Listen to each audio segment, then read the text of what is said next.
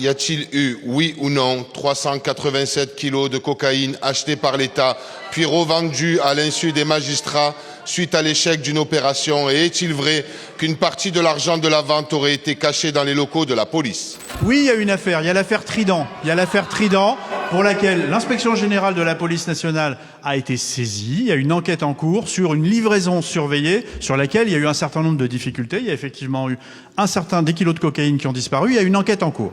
Est-ce que pour autant ça suffit à jeter l'opprobre sur l'ensemble des fonctionnaires de police qui luttent contre les trafics? Vous qui aspirez à diriger la ville de Marseille, je vous pose une question simple. Est-ce que vous soutenez les policiers quand ils luttent contre les trafics de stupes? Et est-ce que vous condamnez fermement, sans ambiguïté, le trafic de stupéfiants partout sur le territoire national et notamment à Marseille?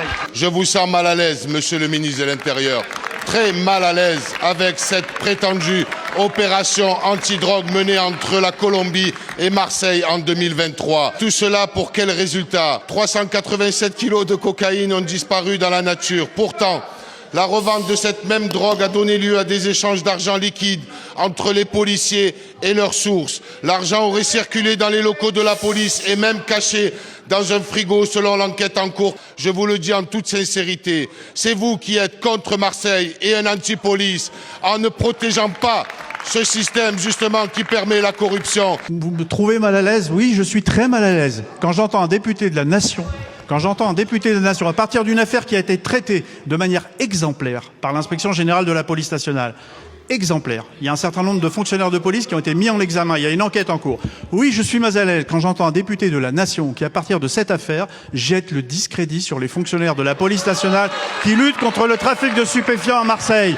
Nous avons engagé une politique résolue de lutte contre les trafics qui nous conduit à démanteler les points de deal, à mener des actions tous les jours sur le territoire de la commune de Marseille. Et nous serions heureux d'avoir le soutien d'un certain nombre d'élus de la République dans cette action, ce qui n'est pas toujours le cas, monsieur le député, ce qui n'est pas toujours le cas.